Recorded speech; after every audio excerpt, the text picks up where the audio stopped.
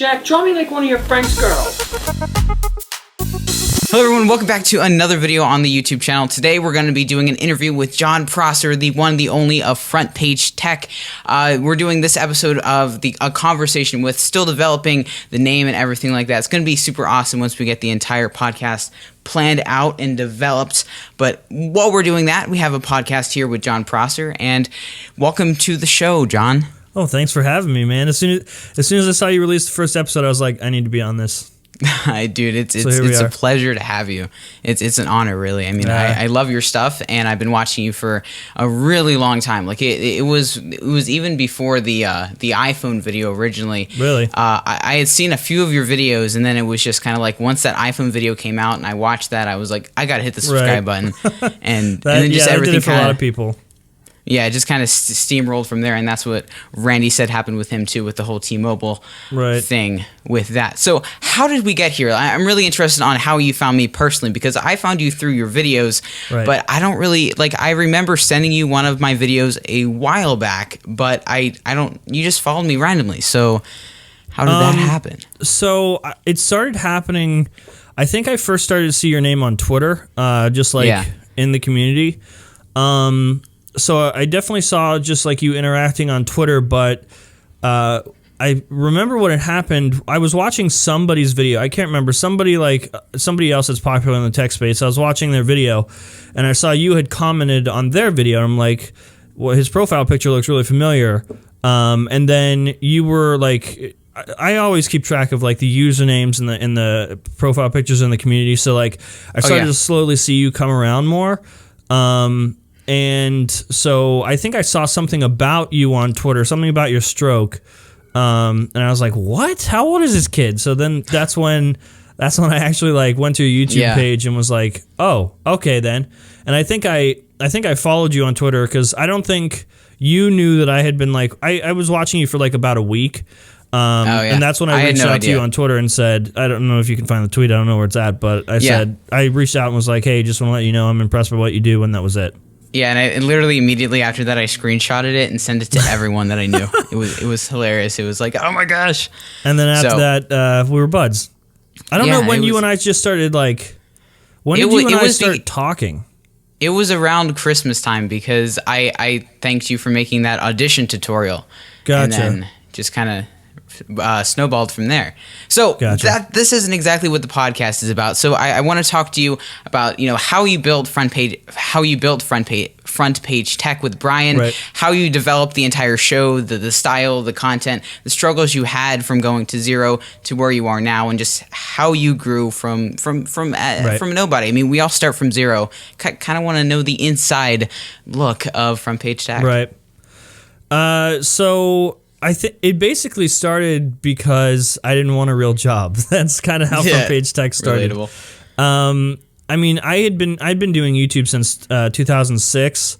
Wow. So I've been around since like the beginning, and I had multiple channels. It was like at one point I had a magic channel where I just did magic tricks. Oh, wow. It was the worst thing in the world.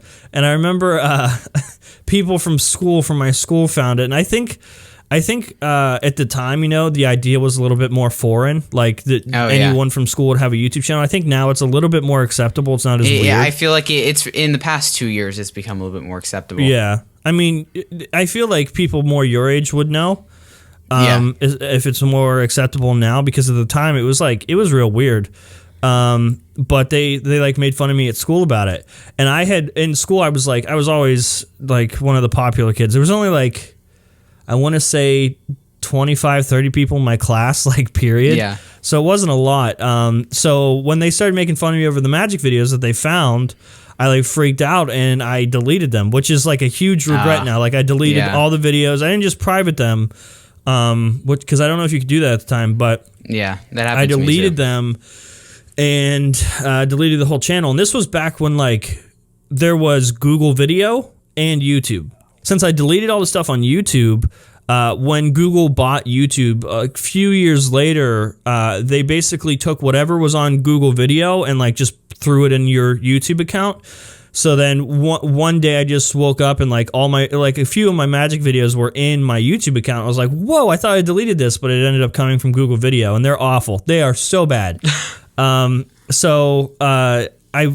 that, I just kept all my channels a secret. I had multiple channels doing different things, but it was mostly a secret, and it was just like I just wanted to make stuff. Basically, it was just I remember just, and this was back before like uploading daily was a thing, and no one did it.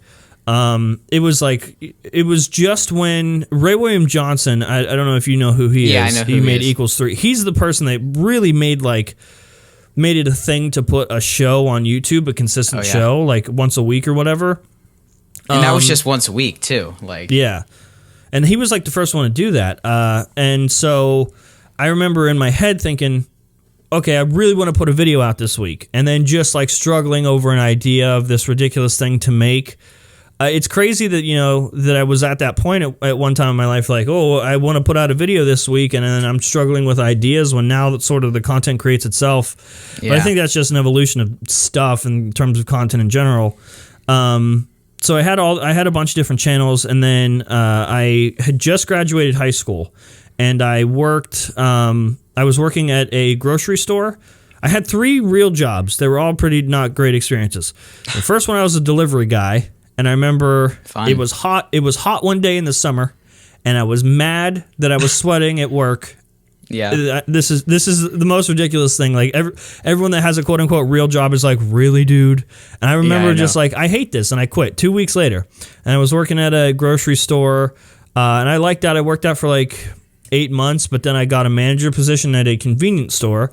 And I worked there for like 4 months, and at some point I started playing the lottery at work because there was nobody, like the store itself wasn't busy. And this was like late 2012. I had graduated high school, and this is what I was doing. And I was playing the lottery, and I won like $2,500 one day. Nice. But then I got in trouble for playing the lottery at work, and I got fired. So I took I took that money, and I haven't had a job since. Basically, I was just okay, I really want to do YouTube. And I think that's sort of what set Front Page Tech apart from everything else I had done, and like a lot of YouTube channels actually, was I started it with a business channel, or with a business model in mind. Yeah, like I feel like at the time there wasn't that many creators that were making content that had a business model behind it, and really many that were making a living off of it in general. Yeah, especially like I went in with an idea of like how I could make money. Like I saw the path, and I just needed to like actually execute my ideas and my plans and try to get there.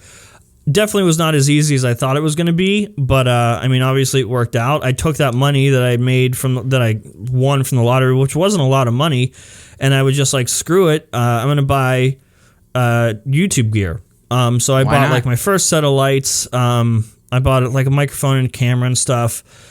And I'll send you a picture too. This was like when I first started Front Page Tech. The first episode was just, I had like a white backdrop, which actually it was like a photo backdrop, and then I had like 7 lamps around me to try to light the room. Because I remember I ordered my light kit, but I wanted to start Front Page Tech, and it took like a week to get my light kit in, and I was just using lamps, and it looked terrible. It was so bad.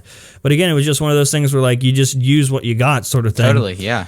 And it totally worked out. And at the time I was living with my grandma, to not get into a whole thing, because this is not something, I don't think I've ever really shared this online. My real dad died before I was born. And then I had my mom and my stepdad. My mom died in 2008. I was 14, I believe. And then a year later, my stepdad committed suicide. That's horrible.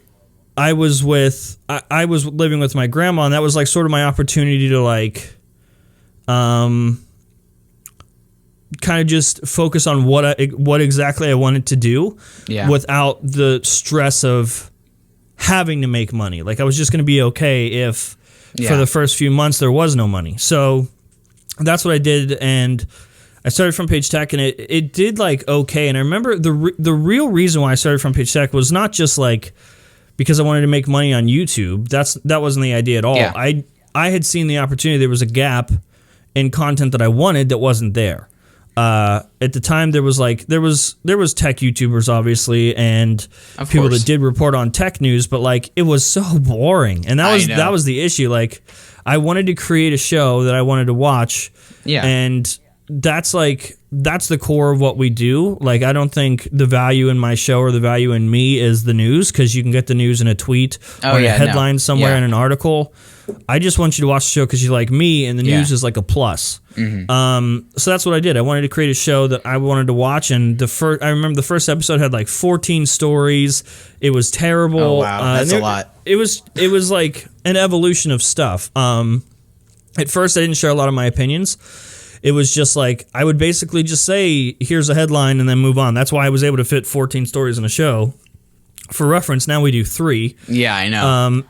And I started out going every day. And I did that just not as part of like a growth mechanism or anything. It was just I wanted to just do a show every day. Yeah. And that was just a thing to do to get myself in a routine. So I started doing that. And Brian and I had been best friends from high school.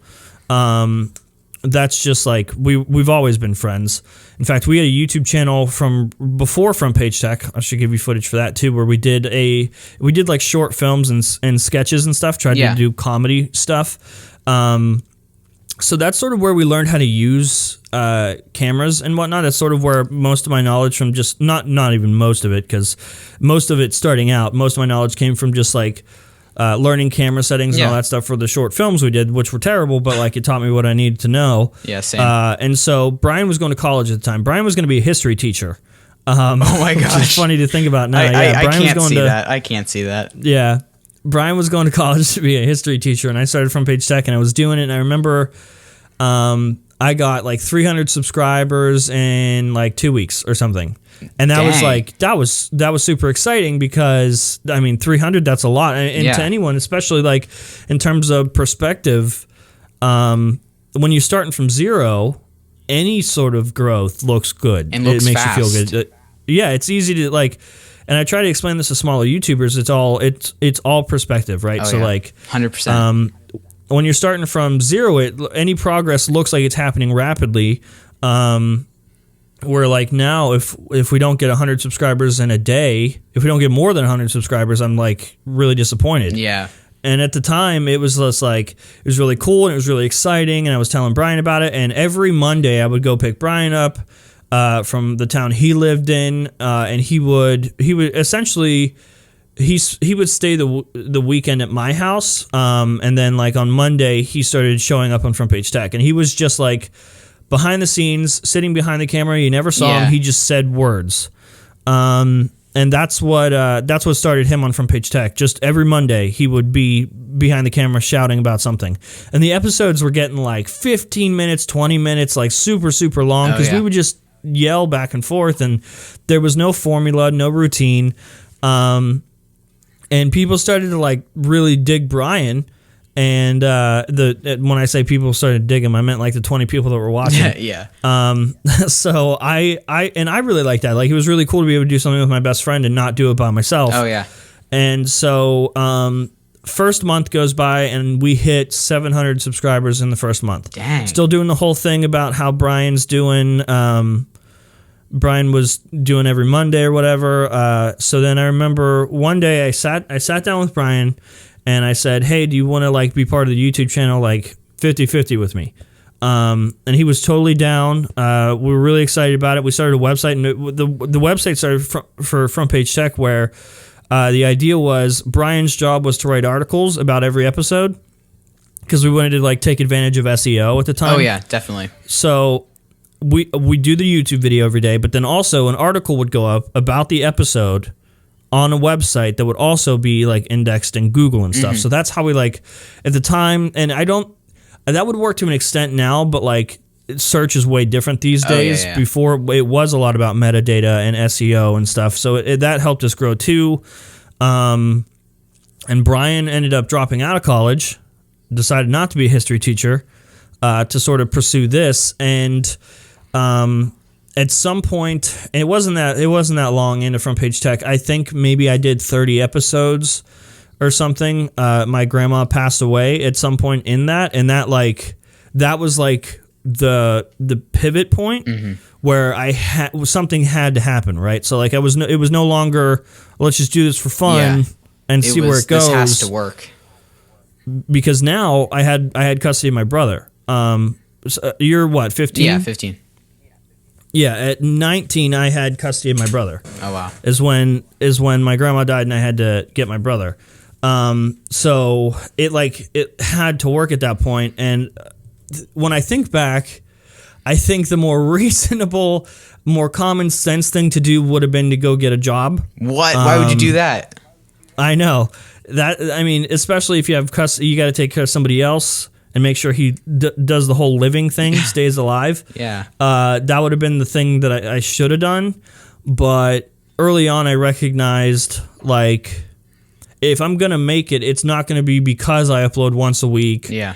Or because it's a hobby. Like, I can't put a bunch of time into a job, but then also, in my spare time do the YouTube thing. And this is where, like, this is stuff I don't share a lot, and it's with a lot of, you see it too when, like, the smaller creators are, especially the adults, are like, I have a family or I have a full-time job, I can't commit to YouTube. But at the same time, they expect to get success on YouTube, and it's just like, you got to prioritize, you got to make time, and that's just a sacrifice I made. It was very, very stressful. I can imagine. There was, I remember a week where I had nothing to eat but peanut butter, literally like just a jar of peanut butter, which, by the way, was delicious. I'm not complaining. But like any money I did get went straight to like keeping Chris alive, my brother. And so we got signed by Full Screen Network early on. I think like 6 months into doing Front Page Tech, there was like a bidding war. Awesomeness TV reached out to us, and I didn't know anything about YouTube networks at the time, and I thought that was really, really cool that somebody wanted to sign us. And then Full Screen Network got contacted with us, and they really wanted us, and they offered us money per episode. Oh wow! So MCNs were a lot different at the time. Yeah, now they basically just like steal your money. Yeah, essentially. So we got signed by Full Screen Network, and I remember they had a sub-network called Tiny Galaxy, which was like their tech division, and that's where like Lamar Wilson, Austin Evans, those sort of people were. And that's how I met Austin and Lamar, and I remember because we were with Full Screen did these things where you got awards. After a month, if like your content was really good, you won an award, and that translated to like stuff you could use on the back end of Full Screen's website. And one of those things was like they would put you as part of like their ad program. So since you were part of Full Screen worked with brands, and then gave their content producers brand deals. Well, our first month on Full Screen, we won Creator of the Month and like Best New Creator or something. So because of that, we got a shout out. So they put us in their ad platform, and basically instead of brand deals, they paid creators on Full Screen's network to promote us, like a regular ad would be. I got you. And I remember Austin Evans, Lamar Wilson, and David DeFranco gave us a shout out in the same day, and we got 600 subscribers in one day, and that was like the coolest thing ever. And now you're able to do that with other people. Yeah, that's crazy too, because like they were much, much bigger than we are now. I think Austin at the time maybe had 100,000 subscribers. Lamar was close to that too. But like those three creators together got us 600 subscribers in one day, and I remember we started transitioning from like the shitty, bad white photo backdrop to a green screen, and I had a vision in my head of what I wanted the show to look like. But like the vision in your head is way different from like how it actually turns out, especially your first time using a green screen. Oh my gosh. It was bad. It was a tragedy, Paul. It was so bad. I remember the first day we shot on a green screen, it took me 15 hours. Oh my, are you serious? 15 hours to do the show. And it was just because I had no idea what I was doing, right? I had no idea how to like... That's crazy. In post, I had no idea how to chroma key anything. And again, common sense would tell you just do the episode again, but do it better. But I didn't, and I spent 15 hours just trying to learn Adobe Premiere, because before that I used Sony Vegas. So like I had jumped to a new editing platform and was trying to chroma key and all this new stuff at once, and it was overloading my brain. And so because we got that 600 subscriber bump, it like forced us or made us feel like it was worth putting more effort into, more time, and that's when we like bumped up production quality. Like at the time, bumped it up, quote unquote. It was still terrible, but like it was better. And so I started going daily at the time, and Full Screen started. We were doing Monday through Friday, and Full Screen offered us to do a show for their tech network on their tech channel on Tuesdays and Thursdays, and they offered us $25 per episode. Which was, whatever. $25. That's good. It was still cool because, like, no one who at the time, like, networks weren't paying you per show or anything like that. But like, we had a dedicated daily show, and they wanted it, so they were paying us per episode. And throughout all this, Brian had to work other jobs because like we weren't making enough money at all. So he worked a bunch of other jobs, and he moved in with me, and we were living together, and that sort of allowed us to work around Brian's schedule. So when at some points he worked midnight shifts, and he would come home and we'd record the show before he went to bed, and then he'd go to bed and I would edit and put the show out. And at the time he was just behind the camera saying stuff about the stories, and we went through a big progression of the show. It was at one point it was like too serious and we weren't giving enough opinions, and then it got way too goofy and ridiculous. And I think now we're at a point where it is balanced, where definitely. It's facts first, and then goofiness. And it's like goofiness in a way that's consumable and doesn't like take up too much time. So we were getting paid per episode, and that was the first point where I realized, okay, what we're making is worth more than this, and we told Full Screen no. Oh wow. Which was really bad. Like, I think at the time we might have had 3,000, 5,000 subscribers, and we turned around to Full Screen. I remember like the conversation with Brian at night times. That's when you get the feels. Yeah, I agree. And that's when we were like, we would sit down and really discuss life. And I remember there's just this conversation where we're like, it's not worth $25 an episode. It's especially for like an audience that isn't ours. We're just doing it for their channel, and no one's watching their channel. And we could probably just benefit more if we did it for ourselves. So you were making front page tech for the Full Screen channel and not your own. Oh. Mm-hmm. Well, so on Monday, Wednesday, Friday, it was on our channel, and then the same show with the same name was going up on with a little bit of a different look was going up on their channel on Tuesdays and Thursdays, and those ones we were getting paid for. And we started to get brand deals. Like I remember and this is insane. The absolute first brand that reached out to us was Coca-Cola. Are you serious? Holy crap! Yeah, and that was the coolest thing ever. The reason they reached out to us was because we won an award. And I remember when I got the email, the rep was, his first name was Ruben, and when we got the email, I thought it was a joke. I thought it was spam or something, because it's like, congratulations, like, this is Ruben from Coca-Cola. You win this award. We want to work with you. All this stuff. I'm like, okay, yeah. And I remember the first day I ignored it, and the second day I was like, maybe it's real. So I emailed back, and it was totally real. We won what was called the Coca-Cola Journey Award, and they were working with influencers from like all different categories, even bloggers. And the idea was, you won an award for your category. And we didn't even win the award for the tech category. We won for the innovation category because they said we changed the way tech news was delivered, which was like, that's cool. I mean, you out of nowhere, this big brand comes up and says, hey, like, we recognize what you've done. You've changed the way tech news is delivered, blah, blah, blah. And they gave us an award for it, and it was the coolest thing ever. And then they started shipping us, like, Coke stuff. Like, I remember for Christmas one year, we got this big basket with just Coke merchandise, like shirts. That's and awesome. A card from Coca-Cola. And then they were paying us to make videos for them, which went up on their website. That was like our first real brand deal. We had told Full Screen that we were done working with them. We couldn't get out of our contract with them, but we were done making the show for $25 for their channel. And that was the very first time where I sort of like, because now you hear me preach about knowing your worth, creators know how much you're worth, that sort of thing. This was like the point that happened for me when we told Full Screen no. We lost all contact. Like, they stopped talking to us. And at the time, you couldn't just, like, drop YouTube contracts whenever, correct? Right. It was like we were locked in for a year, or maybe no, it was 2 years at the time. We were like totally locked in.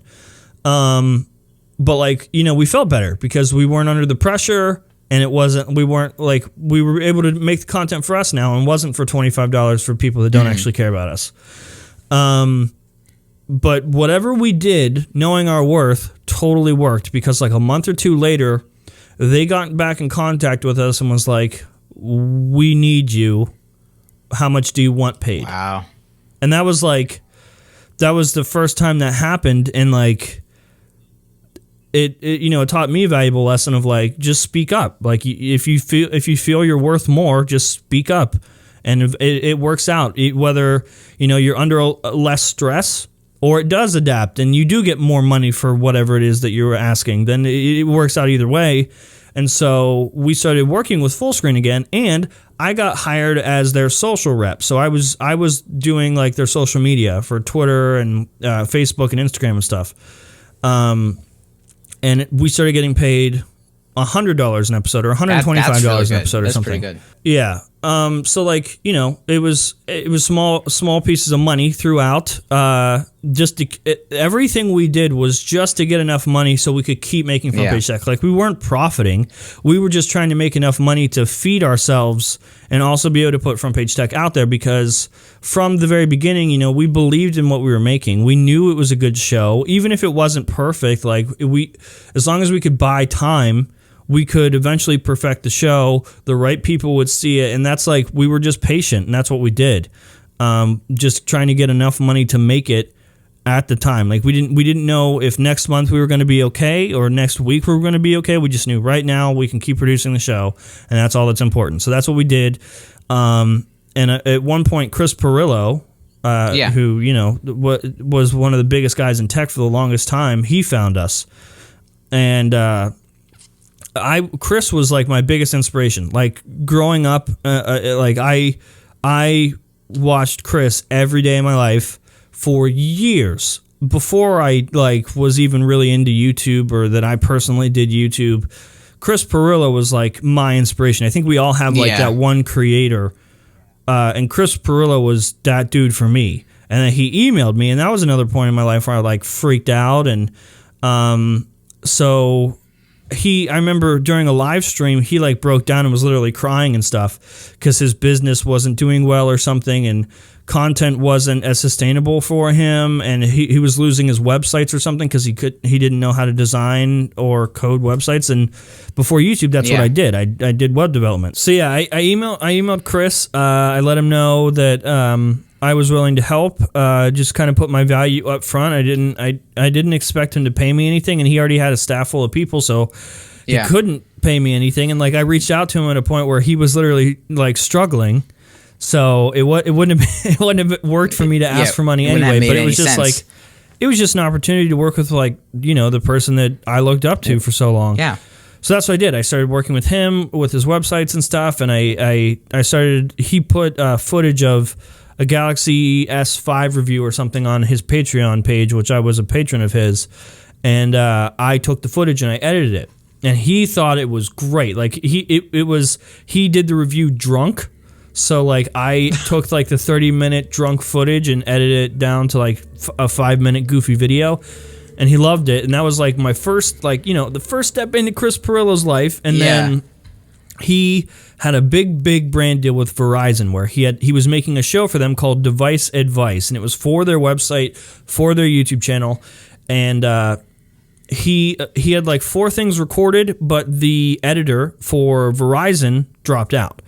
And he messaged me on Facebook one night freaking out, listen, John, I this is very, very important. I got to deliver this tomorrow. The editor's gone. I have to do this or else I lose the job. So he gave me the footage, and I had to edit the show, the Device Advice show, and make it look like an actual show. There was no graphics, nothing. I had to do it all.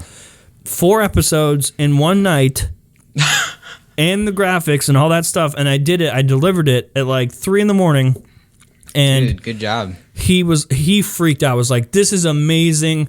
holy crap, like you saved my life. And then we delivered it to Verizon the next day, and that effectively got me a job. Like I put my value first, I proved myself, and it just worked out. Verizon saw it and hired both of us to do the show.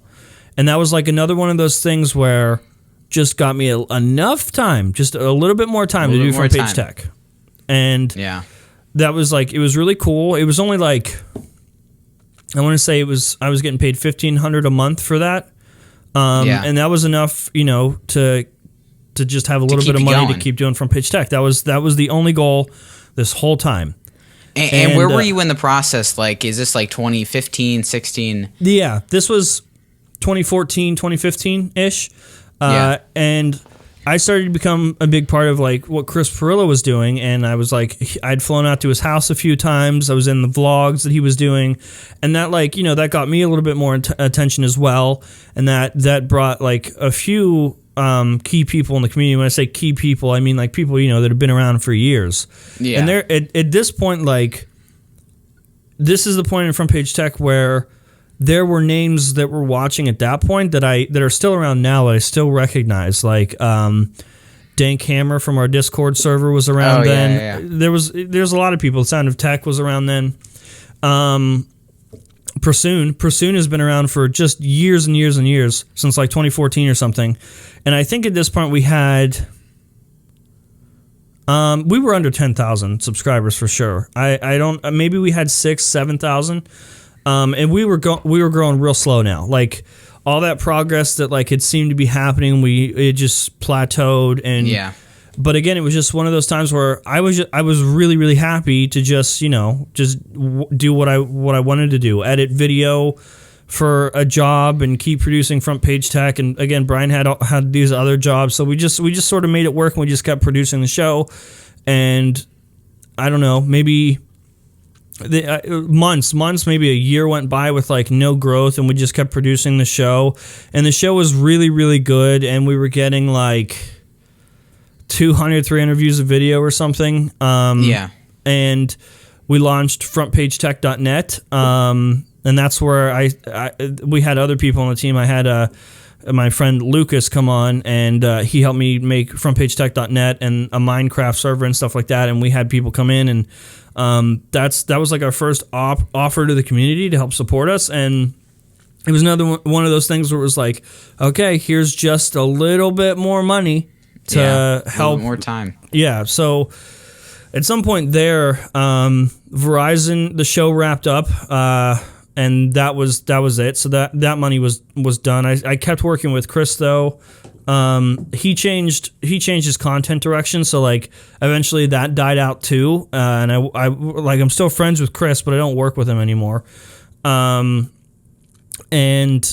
so we were just at that point, I think we were just big enough, and I had just gotten like enough know-how and enough knowledge to work with brands. So that's what I did.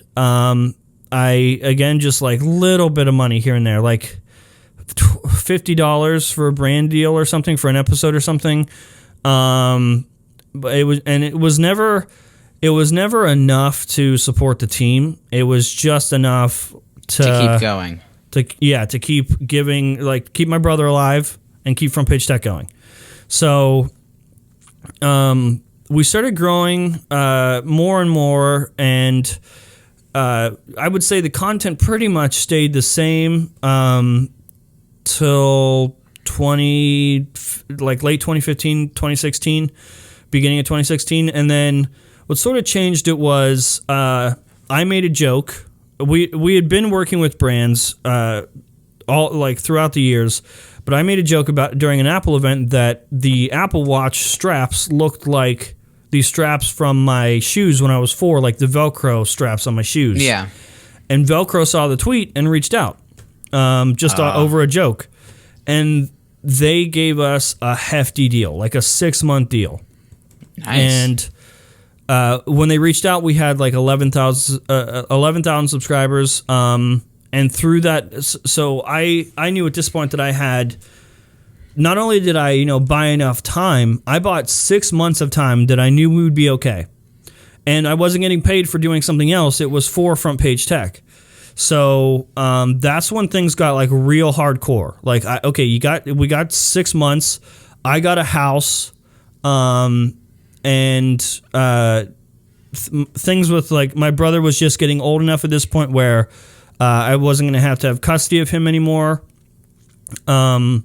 So it was like slowly working out, and I had a guaranteed paycheck every month from Velcro. Yeah. And so that's what we did. Like we went all in on the show every single day as hard as I could. And then we got like 22,000 subscribers by the end of that 6 months. And then when that 6 months started wrapping up, that's when the terror set in because I didn't have anything else. Like there was no other guaranteed income after that. I would have to figure it out after that, and I'd be back to where I was, 6 months prior, where I was struggling on brand deals. And literally a month before the Velcro deal ran out, I get an email from Amazon, and Amazon really likes the show, and they're going to do this pilot in New York City for a show that they're working on, and they want me to be the host. They want me to try out to be the host, and that's where things sort of. This was a very pivotal point in Front Page Tech because it was like my first realization that, maybe I do go on to work on something else, a bigger project that's not Front Page Tech. And I flew out to New York City. I started working with Amazon a lot. And Front Page Tech really, we put it on the back burner, and it sucked because, that it's my baby. I built it. Mm-hmm. But like Brian was working at Best Buy, and there wasn't growth happening on Front Page Tech anymore. I don't want to say we wanted to give up, but like it was a shift in priorities. Like, okay, well, we've been going as hard as we can, and like nothing's happening, and now Amazon wants to work with me, and that's like we're going to keep doing Front Page Tech, but maybe we can't do it on the scale that we have been doing it. And Amazon wants to pay way more money than I would ever make with Front Page Tech. So that I started doing that with Amazon. I try to do Front Page Tech all the time as well, but I started traveling every week from Ohio to New York City, New York City. And this was like fairly recent, dude. This was like this was late 2016 into 2017. Oh, wow. So I'm traveling back and forth. That's what I'm doing. And things with Amazon start working out, and they start trusting me to do more than just that show with them in New York City. They start hiring me to do stuff from where I live too. So I was producing videos for Amazon that go on Amazon.com, and like a lot of the people recently that know me and know the show have seen that stuff on Amazon and have sent me screenshots on Twitter and whatnot. But like that's what I was doing. I was producing stuff here. I was flying to New York City. I was going back and forth, and still doing Front Page Tech. And I went through another realization where I wasn't happy, wasn't doing what I wanted to do. It kind of sucked, and I was like horribly depressed because I wanted to do Front Page Tech. I put everything I had into Front Page Tech because I didn't like to have a real job. I didn't like being told what to do. I didn't like not having control, and I let myself fall back into that position where I have like 13 Amazon executives telling me what I'm going to do every day. Yeah. And it's like this long process. I wasn't sleeping. I was traveling back and forth. It was tiring, and in the end, why? Like it wasn't for my community. It wasn't to establish me, my own personality. At the end of the day, someone sees me on Amazon.com, it doesn't mean they're going to remember me or they're going to come follow me or they're going to care who I am. I'm just a face that was on the website while they were on it. That's all. And that's where Amazon wanted me to. This is something else I haven't said publicly that I probably shouldn't. Amazon wanted me to make a video about an alarm clock, I remember. And I was on the phone with them, and I was just like, no, I don't want to do that. Like, I don't want to put my name on this crappy product just because you're going to pay me to do it. And like, I have a name and a reputation that I want to uphold too. Yeah. And I can't just go around pitching any product that you want me to, and when it's garbage, it's total garbage. I couldn't even tell you I can't, like, sitting here right now, I can't even tell you the name of the alarm clock. It was just like some brand that didn't matter. Yeah. It was bad, and I didn't want to spend all day making a video that didn't matter. And that was like, that's what it was in my head. I'm making stuff that doesn't actually matter. And that, like, when that clicked, that's when that whole self-worth thing came back into play. And I told Amazon, people that were paying me a lot of money, no. I just said, nope, not doing that. I don't want to do that. I'm done. And that was another one of those things, Paul, where I'm being an idiot. Like, I had guaranteed money from this massive brand, and I just told them no on the phone. Again, I just told another brand no. Yeah. And it was that point where the decision was made, like, that's it. All in. It's going to work this time. Like, I'm not going to do anything else until Front Page Tech works. And with the Amazon money coming in, Brian and I had made the decision where he was going to come on full time. So since the Amazon money was coming in, Brian had moved. He got a place with his fiance, and like he'd quit Best Buy and was all in on Front Page Tech too. So now it's not just me; it's Brian too. We got to take care of Brian. Yeah. And it's not, it's no longer just like make enough money to keep this kid alive. Now I'm talking about an adult, Brian, who has his own life, own adult expenses, and a fiance, and like he's got to be able to take care of himself too. Oh yeah. And we had enough money because of Amazon, but then I told Amazon no. And I didn't ask Brian if I could say no. I just said no. So now, there's no guaranteed income anymore. Oops. And Oopsies. yeah, so from that point, this is where, like, all the advice that I give recently that I've been giving to small creators, this is where I really implemented that for myself. We were like 20,000 subscribers, 22,000. That's where we like peaked. And I dropped the Amazon thing. And from that point, the day I said no to my entire life changing, it was a month amount of time where I was just like, okay, we're going to go all in on Front Page Tech. We just got to do the best that we can.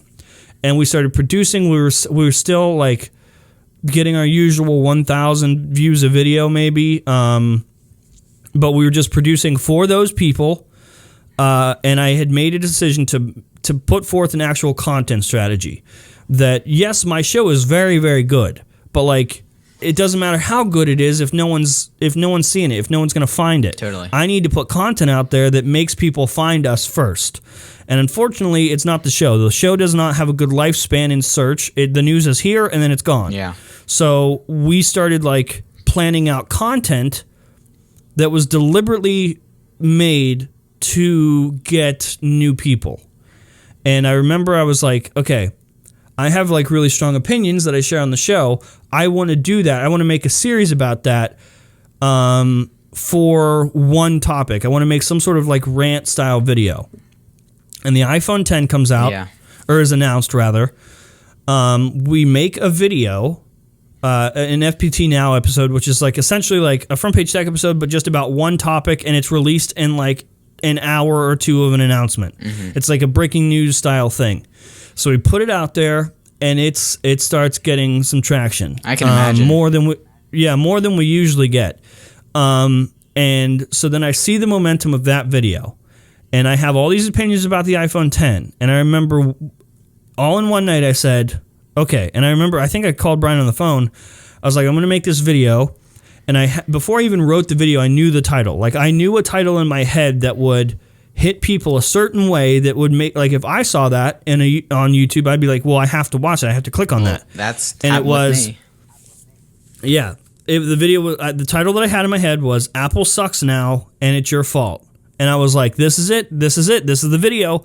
And it's very rare where, like, you might have an idea in your head that the video you're making is going to do well, or it might not do well. This was a video where I was entirely confident, where I was like, if people see this title, they're going to click on it. I just got to get it in front of the right people, and I got to say the right things. So I had the title. I sat down. I opened Google Drive. I started typing the title out. I typed the entire video out, where it's like my total rant and my opinions on the iPhone 10 and that sort of thing. And it was meant to like really stir emotion. It was very, very harsh, and it was very intentional about everything. Every word was so intentional to just like do one of two things.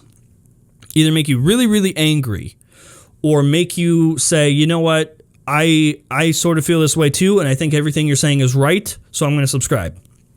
So, and it was a very unique point where there was enough frustration in the Apple community to where the things that I was saying would actually like resonate with those people. And so we put out the video. I came up with the title. I came up with the idea, wrote the title, wrote the video, and recorded it in the span of 2 hours. From the time the idea hatched to when I was done recording it. I stayed up all night editing the video. And then I remember I was going to put it out at like 5 the next day. And I remember sitting there all day being like, okay, should I just publish it now? Should I wait? What should I do? And I was really nervous about it. I knew it was going to do well. And I remember teasing it on Twitter like, you know, this is a very different video. You're going to want to see it. There was hype for it, like from just our regular audience. I pressed the publish button. The most nerve-wracking feeling in my entire life because there was something about this video that felt different. Everyone starts jumping on it. They love it. It starts getting shared on Twitter. And this is like an immediate reaction. It's not like a slow burn. It immediately happened. Our immediate audience was all over it, very supportive. A few of my YouTube friends start texting me. One guy, a podcaster, who's a pretty popular podcaster named Andrew Zarian, he texts me and says, dude, this is it. This video is going to go viral. This is the best video you've ever made. That night, he sent that. The next morning, I wake up and it has like 20,000 views. Dang. And I had, I was used to like 1,000 views a video.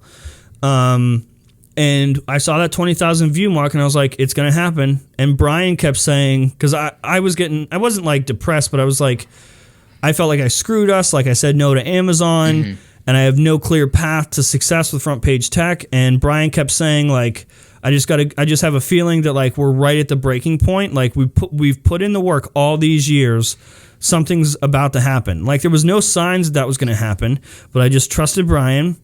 We released that video, and then I was like, eventually this is going to die down, and then then what? We're still back at we're at square one. And Brian kept saying, no, dude, just wait it out. This is it. This is a good thing. And then from that 20,000 views or whatever, it started getting 70,000 views a day. Oh, wow. 100,000 views a day. And it's blowing up, and it's getting shared on news websites, and we're getting just thousands of subscribers, like 1,000, 2,000, 3,000 subscribers a day. And that's when we're like, okay, here's the momentum. We have it. We have to take advantage of it, and we have to do it right now. And we went back to daily with Front Page Tech, and I started producing Front Page Tech differently.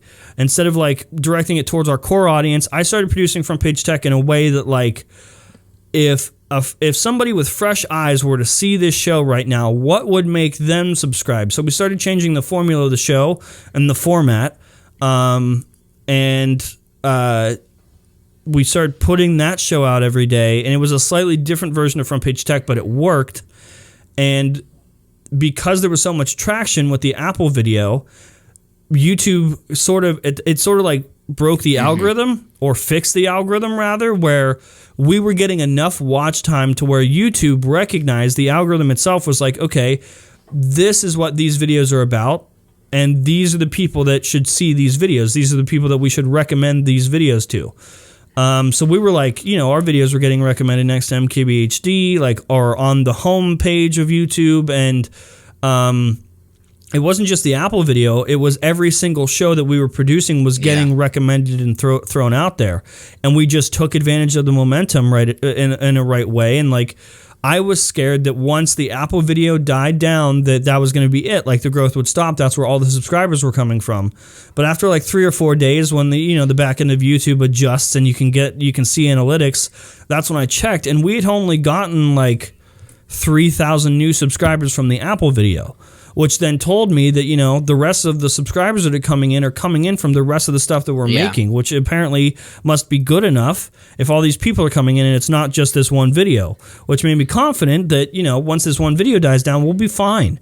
And we went from, 22,000 subscribers to 40,000 subscribers in 2 weeks. And it was nuts. That's crazy. And like, the biggest shift for us was the views, right? It wasn't just the amount of subscribers, it was the amount of views that we were guaranteed pretty much every episode. It's one of those rare instances where like we went from 1,000 views a video to 10,000 views a video essentially overnight, especially in perspective of how many years we've been making the show. But like, it wasn't luck either. We put in the work for 5 years before this happened.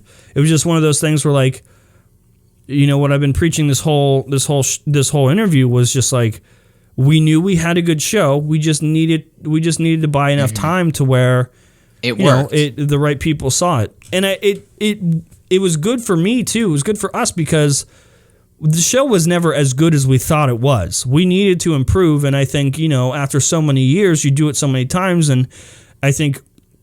And I've said this before, right now is the point where I'm most proud of the show, where I'm actually proud of what we make, and I think it's good, because I didn't always feel that way. I thought it was good and it was worth something, but like now I'm totally confident that no one makes a show like us, and I love what we do, and everything has changed since then. Like the brands we work with, now we have a sales team, all our ad calendars are booked, like. There's no more worrying like, okay, how do we make it next month or any of that stuff. It's just now we're at a point where we're totally comfortable and we get to just make stuff. And that's the coolest thing ever. And, we're not just, it's not like one of us is like going out and doing side gigs or another job just to keep this thing afloat. What the thing that we worked for so many years to build up is finally like, we're getting out of it what we put in all these years. And it's the coolest job ever. The coolest job ever. That's awesome. And it's like, it's great because like now, the decision I made with Amazon, the really stupid decision of saying no, I still work with them on and off, but like, my life has totally changed. Yeah. I make the money with Front Page Tech that like I would have made with Amazon, and I don't have to do the Amazon thing. I can do what I want to do. And now you have clean floors with Dyson vacuums. Yeah, now I have clean. Is it in here? No, I don't know where I put it. The Dyson vacuum is somewhere. I promise. It's Grand Vacuum. That's awesome. That looks so awesome, but it's so expensive. Yeah. So awesome. So do you have any plans for? I know you have FPT Labs coming up in the near future, but do you have any plans on like how you're gonna grow your channel more and how you're gonna make more platforms and different stuff like that? Like, what are your plans for the future? So, we have a really unique and amazing community. Like. It's very rare, even like creators that are much, much bigger than ours, or much bigger than us, like their community isn't as great or isn't as engaged. Like we get the same, the same views consistently that we know we're going to come every day, and the same engagement, like more engagement than a lot of the bigger guys. And it's because, we've stuck to the content strategy of making the show and delivering on that show, the thing that people subscribe for. We deliver that every day. It's not a variety channel. Yeah, and you can't find what you do anywhere else. Right. It's like, people might subscribe for one thing, but then okay, that's what happened to PewDiePie. PewDiePie does gaming stuff. People subscribe for the gaming stuff, and now he does stuff that is really great, but it's a little bit different. And so those people sort of clock out and aren't as interested. We literally deliver the show that you subscribed for, and we deliver it every single day. And that's just like that's our content strategy works with the algorithm. It just like works back and forth, has a good communication with the algorithm, and now like. We're about to hit 59,000, almost 60,000 subscribers. And I think my goal is sort of shifting from... I think Front Page Tech is great, and we're always going to produce it. But I'm at a point now where I think I want people to find more value and care about me personally, my personality, and Brian's personality. So I want to set us up in a way that, like, no matter what we do now... the audience will follow us, the community will follow us because they're invested in us, not the show itself. And that's like, we're getting ready to launch, as you said, FPT Labs, which is our exclusive content platform. It's like Patreon, but it's not Patreon because we have total control over it. We're building it sort of thing. And that's not tech stuff. It's all content that is just like, deeper access to me and Brian. You get to see more of us, get more of our time. And it's called FPT Labs literally because it's content that we would not upload on Front Page Tech. It's just experimental stuff that, Brian and I just want to have fun making. And I think you've also built the channel in a way that people are more engaged in the personality and less I exactly hope, what yeah. you're talking about. So like you're probably going to have a really good conversion rate into FPT Labs. I really hope so. Like that's been our goal, is like I'm intentionally trying to get people invested in me and our personalities, because like we've been thinking about just we started the channel. I'm not going to say the name yet, but like we're thinking about, doing a channel of gaming stuff, like just live streams, not even with the intention of growing the channel and becoming gaming people, because I suck at games. I just want to I like playing games and I want to stream them. And I know that when we announce that, people are going to go subscribe to the channel. And it's just like, that's what I want. That's what I've spent years trying to do, is like get people invested in me. And so that's my goal, is to, number one, with Front Page Tech, I want to be on the I think the community we have now trusts us, definitely, especially like with my years of experience reporting on tech news. I know what I'm talking about, and a lot of the predictions I make come true because of not because I'm this crazy future teller, but because you're always right. Yeah, but just because I've been doing this for years, I know the patterns that these companies take, and I know what makes sense to me, so that's what I report on. I want Front Page Tech to be as trusted as a mainstream news source like The Verge or something, but I always want it to be goofy. I want to change the way news is delivered, and that's my goal with Front Page Tech. But my goal moving forward is to get people further invested in my personality. Front Page Tech or FPT Labs is like a really big thing coming up. One of those things that could be another really sustainable, really consistent revenue stream, and allow us to make content that we have always wanted to make that isn't tech related, and give us a cool excuse to do it as well. Yeah, why not? But that's sort of the goal, is to just, I want to be able to expand and make more content and make goofier stuff and have people, watch it because they're invested in us and our personality. Front Page Tech is never going anywhere. I just think my future goals are to continue to establish my own personality and get people, connected with me. But that's my goal is honestly moving forward to just stay the course. We're growing consistently. We're growing really, really well consistently still. So my goal is just to, keep the train on the tracks, basically. Yeah. Keeping the ball rolling. So sure. Before we wrap up, is there any tips or whatever you want to give to small YouTubers? I know you talk a lot on Twitter and argue with a lot of small YouTubers about their excuses. Right. So go follow John on Twitter if you're a small YouTuber. But do you have any tips that you want to talk about for the audience that's watching? Because a lot of my audience are small creators. Right. Well, first of all, if you do hear me complain or say anything about small creators on Twitter, I hope that people realize that it's coming from a good place. I'm not looking down on anybody. I'm trying to help, and it's because I've been through worse stuff than most small creators will ever go through with their YouTube channel, and it's mostly because of those maybe not so great decisions that I made to not get another job or whatever. I put everything I had into Front Page Tech, and you might see things now, but you don't realize that there's 5 years of history that went into getting to where we are now, and what we've done, what we built, a channel, even it's not the biggest channel ever, and we still especially financially, we're more successful than a lot of even bigger guys. So everything I say comes from experience, and I'm only trying to help not even just extremely smaller creators, but people that are almost there, that are where we were, where they're almost ready to get past the breaking point and make it to where they want to actually be. There's a lot of stuff right now. Anyone with a webcam, anyone with a phone can make content and do it. And I just don't think that anymore in 2018, that is a good enough excuse. Just because you can make stuff doesn't mean that you deserve anything or that you should make stuff. I think everyone should go back to the reason I started Front Page Tech. Make stuff that you see the gap, you're aware that there's a gap, and you want to make it yourself. What would you want to watch?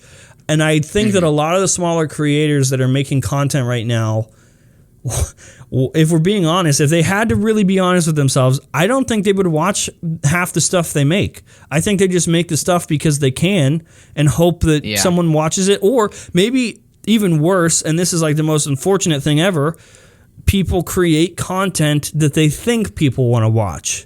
And then your whole YouTube career is a guessing game. and it just doesn't work. I mean, you've seen creators do that, right? You've seen, when pranks started becoming big, that was the thing on YouTube. So people just started making prank videos because that was the thing.